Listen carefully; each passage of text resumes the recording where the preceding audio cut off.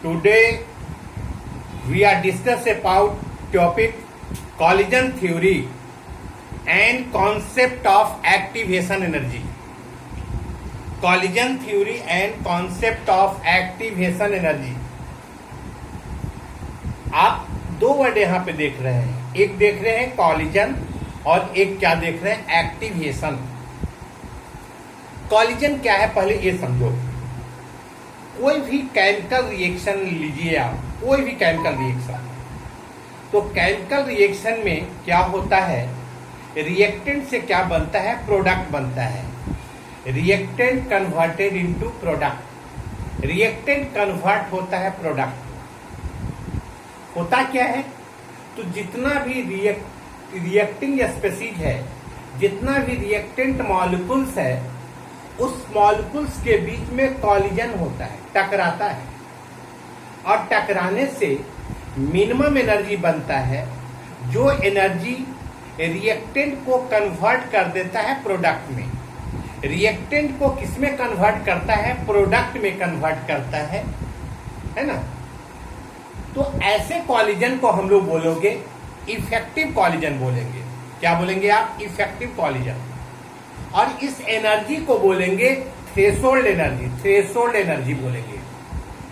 फिर से देखो, in a chemical reaction, during reaction in reactant molecules, in reactant species, collision is take place between reactant molecules. Collision हो रहा है, reactant molecules के बीच में कॉलिजन हो रहा है, कॉलिजन टकरा रहा है।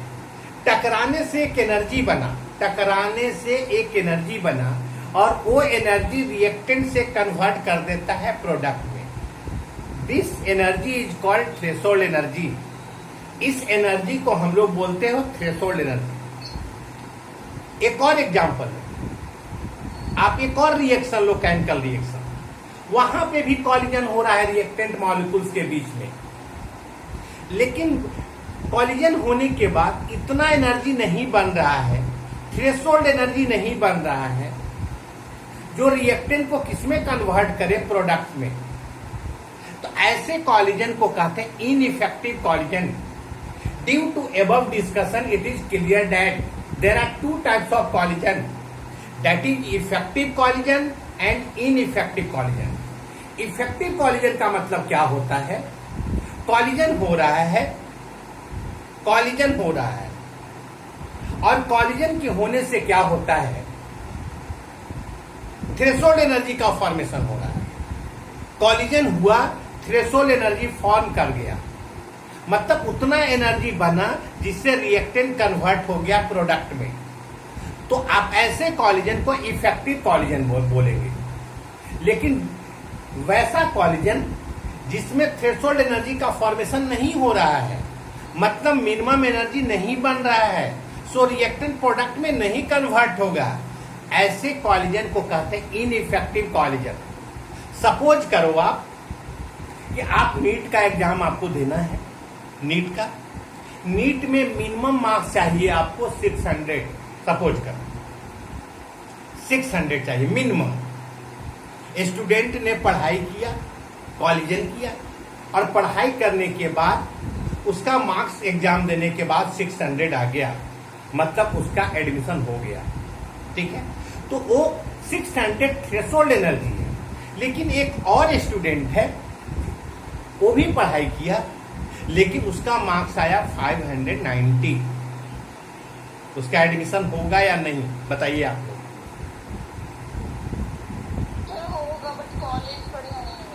हम बोल रहे हैं गवर्नमेंट कॉलेज में 600 चाहिए, तो क्या जवाब है आपका, फालतू वाली बात, नहीं होगा। बस ये जवाब था कि नहीं होगा।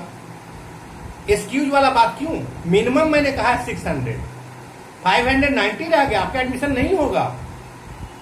आपने थ्रेशोल्ड एनर्जी को अचीव किया है, नहीं किया है आपने, मिनिमम चाहिए था 600। तब क्या करेंगे आप, नेक्स्ट ईयर क्या करेंगे, अगले साल बुक से हेल्प लेंगे, टीचर से हेल्प लेंगे, कोचिंग से हेल्प लेंगे, जैसे भी आप एक्स्ट्रा एनर्जी लेंगे, आप एडिशनल एनर्जी लेंगे to attain threshold energy. Threshold energy को अटेन करने के लिए या उससे ज्यादा बढ़ाइए, ज्यादा बढ़ाने में कोई प्रॉब्लम नहीं है, लेकिन टू अटेन थ्रेशोल्ड एनर्जी 600 को अचीव करने के लिए आपने एक्स्ट्रा एनर्जी लिया। उस एक्स्ट्रा एनर्जी को बोलते हैं एक्टिवेशन एनर्जी। एक्टिवेशन एनर्जी, तो आपको कितना एक्टिवेशन एनर्जी यहां पे चाहिए?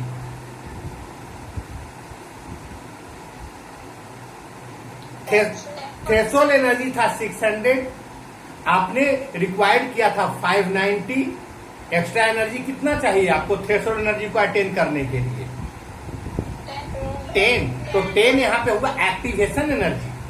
10 क्या हुआ आपका? Activation energy. 590 क्या हुआ आपका? Normal energy. 600 क्या हुआ? Threshold energy. तो अगर एक्टिवेशन एनर्जी निकालना होगा तो थ्रेशोल्ड एनर्जी माइनस क्या कर दोगे? Normal energy. तो यहां पे आपको हमने बताया कि कॉलिजन क्या है, कॉलिजन थ्योरी क्या होता है। तो according to rate law during chemical reaction between reactant molecules के बीच में कॉलिजन होता है, और कॉलिजन होने से एक एनर्जी बनता है, और वो एनर्जी क्या करता है? मिनिमम एनर्जी है जो रिएक्टेंट को किसमें कन्वर्ट कर दे? प्रोडक्ट में। Such energy is called threshold energy and such collision is called effective collision. वैसे स्टूडेंट जो 600 मार्क्स रिक्वायर्ड कर लिए उसको कहेंगे इफेक्टिव स्टूडेंट बोलेंगे, इफेक्टिव पढ़ाई बोलोगे। क्लियर?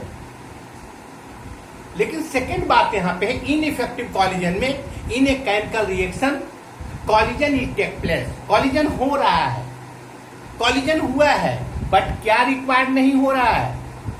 बट क्या रिक्वायर्ड नहीं हुआ यहां पे बताइए हमको।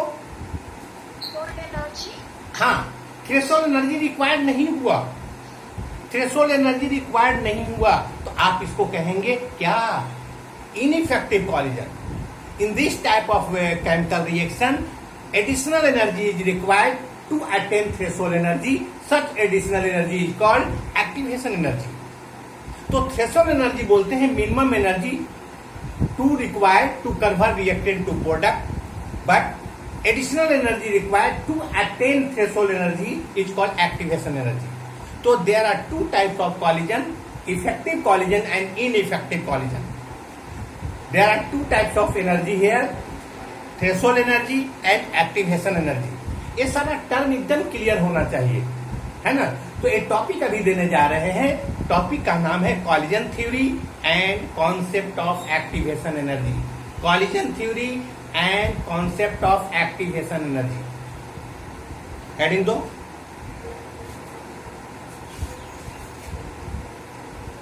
Collision theory and concept of activation energy.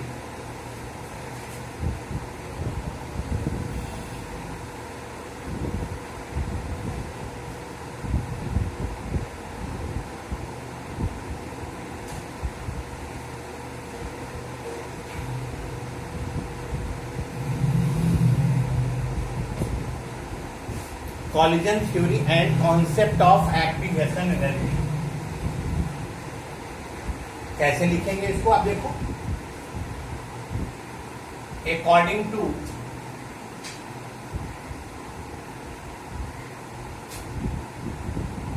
Rate law, according to rate law in a chemical reaction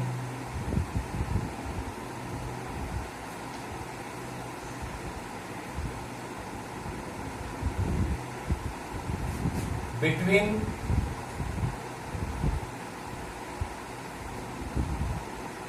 in a chemical reaction between इसके बीच में reactant molecules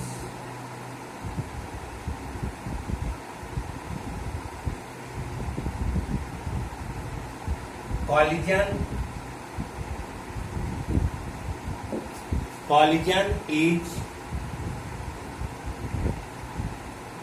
take place minimum energy is required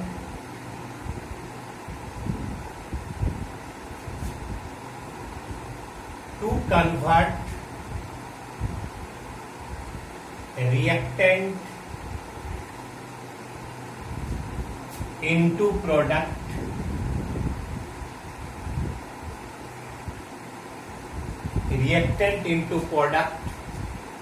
is called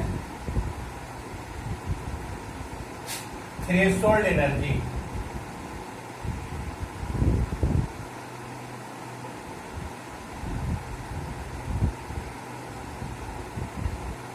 And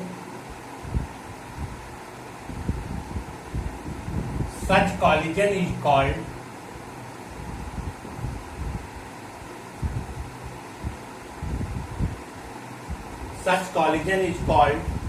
effective collision.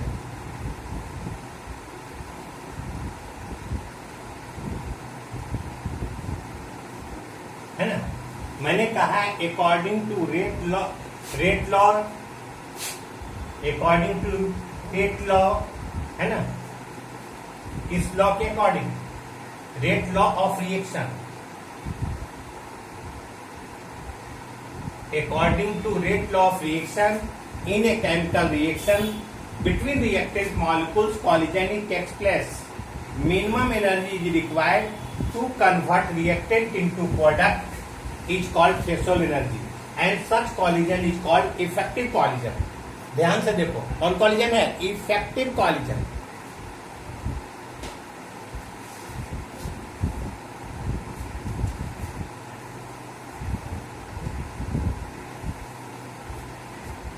But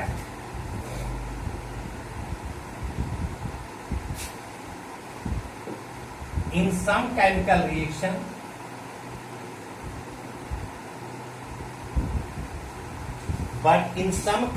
reaction, इसमें some chemical reaction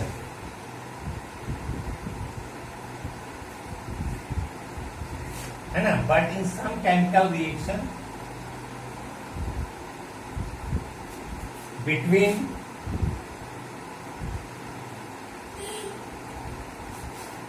reactant molecules,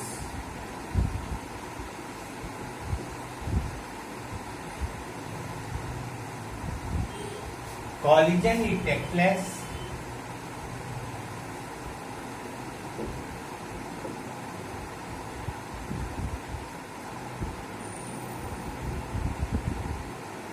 But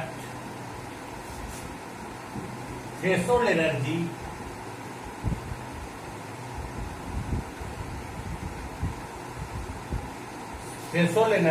is not produced. Threshold energy is not produced, so reactant cannot be converted into product.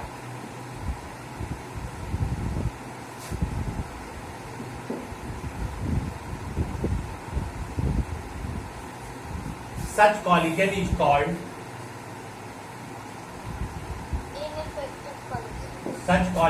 called ineffective collision.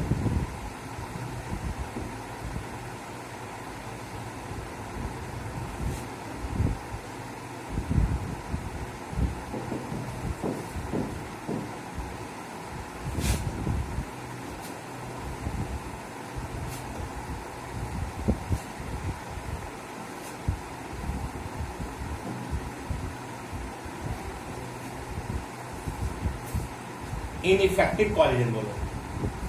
Heading 2, threshold energy.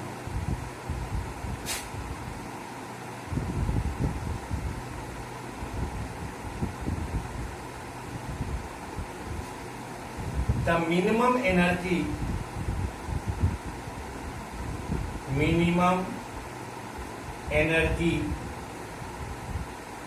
required by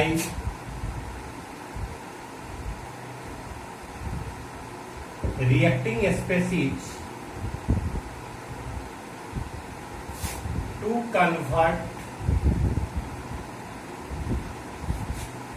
reactant into product. Reactant into product is called threshold energy.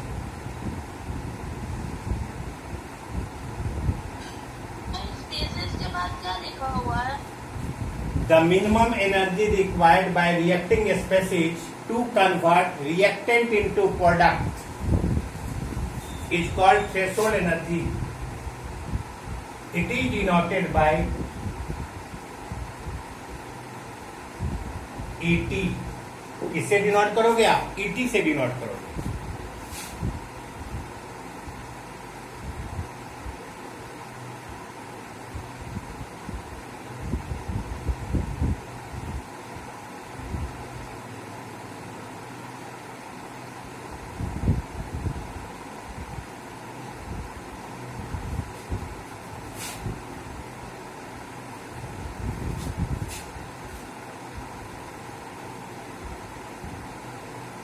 चलो हो गया। हो गया? ये सो ये आपका threshold energy है. मैंने कहा था कि थ्रेशोल्ड एनर्जी क्या होता है? मिनिमम एनर्जी होता है जो किसको कन्वर्ट करेगा? रिएक्टेंट को कन्वर्ट करेगा प्रोडक्ट में, है ना? रिएक्टेंट को कन्वर्ट करेगा प्रोडक्ट में.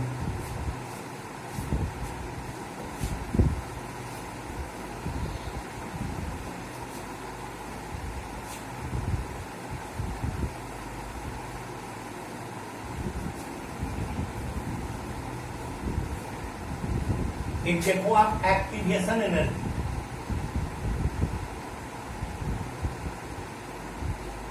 Activation energy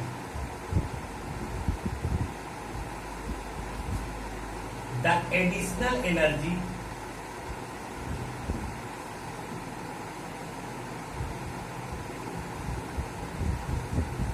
required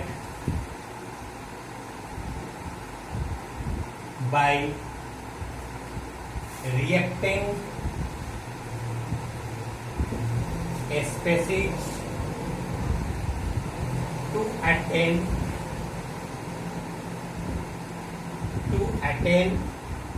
threshold energy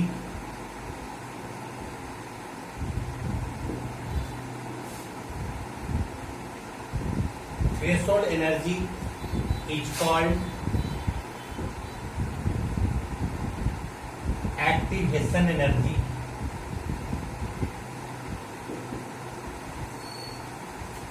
It is denoted by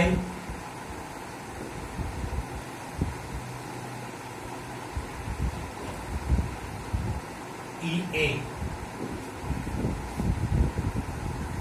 जैसे सपोज करो एक रिएक्टेंट मॉलिक्यूल से प्रोडक्ट बन रहा है, लेकिन यहाँ पे कॉलिजन हो रहा है रिएक्टेंट मॉलिक्यूल्स के बीच में. रिएक्टेंट से प्रोडक्ट बनने के लिए थ्रेशोल्ड जो एनर्जी चाहिए तुमको चाहिए 50 जूल, लेकिन रिएक्टेंट हो रहा है यहाँ पे, आपस में कॉलिजन हो रहा है. कॉलिजन होने से एनर्जी जो बना 10 जूल बन रहा है, 10 जूल. ये तुम्हारा हुआ नॉर्मल एनर्जी. Normal energy. पहले तुम लोग बताओ कॉलिजन कैसा हो रहा है? इफेक्टिव हो रहा है या इनइफेक्टिव कॉलिजन हो रहा है? इनइफेक्टिव. तो आपको थ्रेशोल्ड एनर्जी चाहिए था 50 जूल, लेकिन कॉलिजन से सिर्फ 10 जूल बना है, तो आपको एडिशनल एनर्जी देना पड़ेगा. आपको एक्टिवेशन एनर्जी देना पड़ेगा. कितना देना पड़ेगा हमको बताइए? एक्टिवेशन एनर्जी निकालना होगा तो आप लिखोगे threshold energy minus normal energy. Normal energy कितना है? थ्रेशोल्ड एनर्जी 50, नॉर्मल एनर्जी कितना है? 10. तो कितना होगा एक्टिवेशन एनर्जी बता दो हमको. 40 जूल. 40 जूल. कोई कंफ्यूजन? No sir. नोट करो.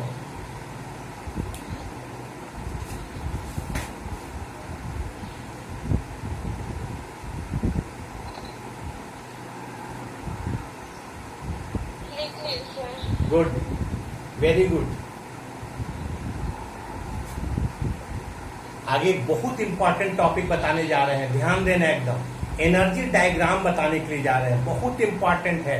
बच्चे नहीं समझ पाते हैं, लेकिन इतना आसानी से बताएंगे कि एक बार में तुम लोग बोलोगे okay sir, okay okay done sir. ठीक है, सिर्फ ध्यान से देखना।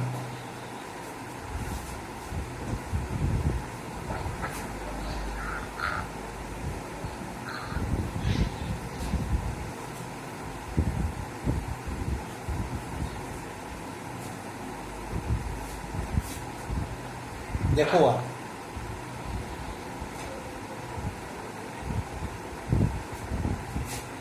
एनर्जी डायग्राम,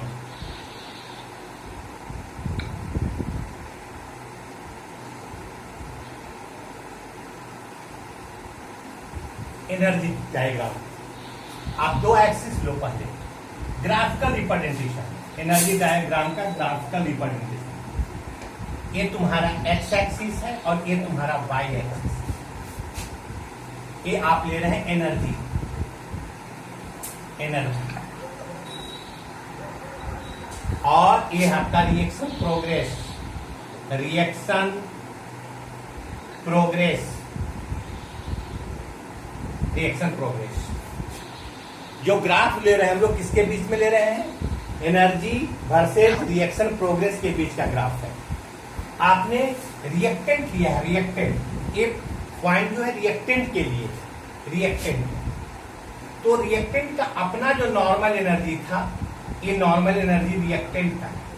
कोई भी रिएक्टेंट होगा उसका अपना नॉर्मल एनर्जी होगा। ये देखिए नॉर्मल एनर्जी, और एनर्जी कितना चाहिए था रिएक्टेंट से प्रोडक्ट बनाने में, कितना एनर्जी चाहिए था? ये चाहिए। ये तुम्हारा थ्रेशोल्ड एनर्जी हुआ। कौन एनर्जी हुआ ये बताओ? हम वर्ड में लिख देते हैं, थ्रेशोल्ड एनर्जी, थ्रेशोल्ड एनर्जी। आपके पास नॉर्मल एनर्जी सिर्फ इतना है, चाहिए था आपको इतना, थ्रेशोल्ड एनर्जी चाहिए था, थ्रेशोल्ड एनर्जी चाहिए था इतना। तो आप देखो ये तुम्हारा है नॉर्मल एनर्जी, इसका रिएक्टेंट का एनर्जी है, रिएक्टेंट का एनर्जी। और ये देखो ये आपका रिएक्टेंट का नॉर्मल एनर्जी है। थ्रेशोल्ड एनर्जी तुमको इतना चाहिए, थ्रेशोल्ड एनर्जी। तो देखो आप क्या करोगे, ये देखो, ये देखो, इतना तुमको एक्टिवेशन एनर्जी चाहिए, एक्टिवेशन एनर्जी तुमको चाहिए इतना, एक्टिवेशन एनर्जी, एक्टिवेशन एनर्जी तुमको इतना चाहिए, है ना? इतना एक्टिवेशन एनर्जी चाहिए। देखिए इतना आपको एक्टिवेशन एनर्जी चाहिए। अब देखो प्रोडक्ट बनेगा, अब क्या होगा? रिलीज हो रहा है, एनर्जी रिलीज हो रहा है, प्रोडक्ट का फॉर्मेशन हो गया। एनर्जी जैसे ही रिलीज हो रहा है आपको प्रोडक्ट का फॉर्मेशन हो गया। देखिए प्रोडक्ट का फॉर्मेशन, तो प्रोडक्ट के लिए एक्टिवेशन एनर्जी देखो इतना हुआ प्रोडक्ट के लिए। और यहां से यहां तक एनर्जी तुम्हारा किसका है? Normal energy. ये नॉर्मल एनर्जी प्रोडक्ट का है, ये नॉर्मल एनर्जी रिएक्टेंट का है, और ये नॉर्मल एनर्जी किसका है? प्रोडक्ट का नॉर्मल एनर्जी। एक्टिवेशन एनर्जी किसका है? रिएक्टेंट का। यहाँ पे एक्टिवेशन एनर्जी किसका है? प्रोडक्ट का, है ना? ये तुम्हारा एनर्जी डायग्राम है, on diagram, energy diagram.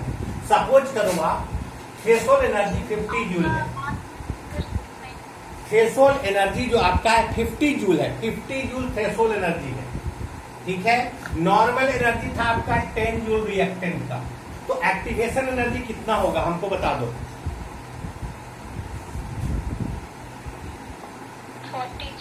40 joule, है ना? अगर आपको निकालना है एक्टिवेशन एनर्जी तो क्या करेंगे? Threshold energy minus normal energy, 40 joule. आपको चेंज इन एंथैल्पी निकालना है, change in enthalpy, change of energy निकालना है। तो क्या लिखेंगे? एनर्जी ऑफ प्रोडक्ट, या लिखेंगे enthalpy of product minus enthalpy of reactant. तो देखो यहाँ पे प्रोडक्ट ज्यादा है, देखो प्रोडक्ट ज्यादा है, रिएक्टेंट कम है, तो डेल्टा एच का वैल्यू पॉजिटिव में आएगा कि निगेटिव में आएगा? बता दो हमको। पॉजिटिव में। तो रिएक्शन कैसा होगा बता दो हमको? एक्सोथर्मिक या इंडोथर्मिक?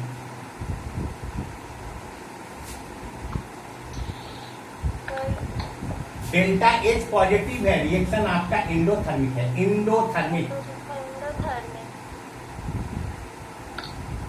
फिर से देखिए, ये आपका ईआर जो है नॉर्मल एनर्जी रिएक्टेंट के लिए जो है, ये जो है एनर्जी किसके लिए, प्रोडक्ट के लिए है।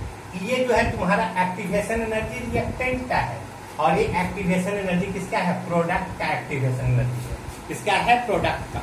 तो आप देखो, अगर आपको डेल्टा एच निकालना होगा तो एनर्जी ऑफ प्रोडक्ट, एनर्जी को इंथैल्पी भी बोलोगे, माइनस एनर्जी ऑफ रिएक्टेंट, तो एनर्जी ऑफ प्रोडक्ट ज्यादा है, एनर्जी ऑफ रिएक्टेंट कम है, तो आपको एनर्जी जो आएगा पॉजिटिव में आएगा, मतलब इंथैल्पी जो आएगा किसमें आएगा, पॉजिटिव में। और इंथैल्पी पॉजिटिव में अगर है तो आप इसको बोलो इंडोथर्मिक रिएक्शन। कौन रिएक्शन बोलोगे, इंडोथर्मिक। कोई कंफ्यूजन बोलो हमको, नोट करो।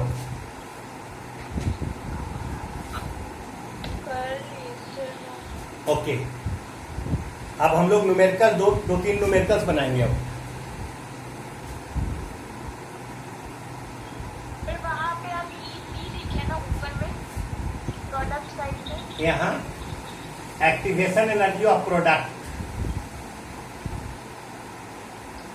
बहुत आसानी से बताए हैं, फिर से बता दें क्या, बोलो। नहीं क्या है वो क्लियर नहीं है। ठीक है, कोई बात नहीं। दिखाई दिया कि नहीं, बोलो।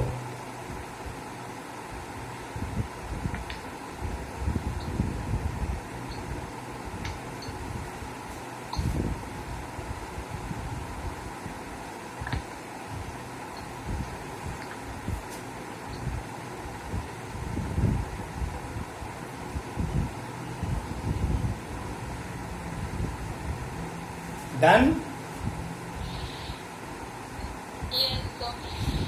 Yes sir. चलो प्रॉब्लम लिखो, प्रॉब्लम न्यूमेरिकल्स बनाओ।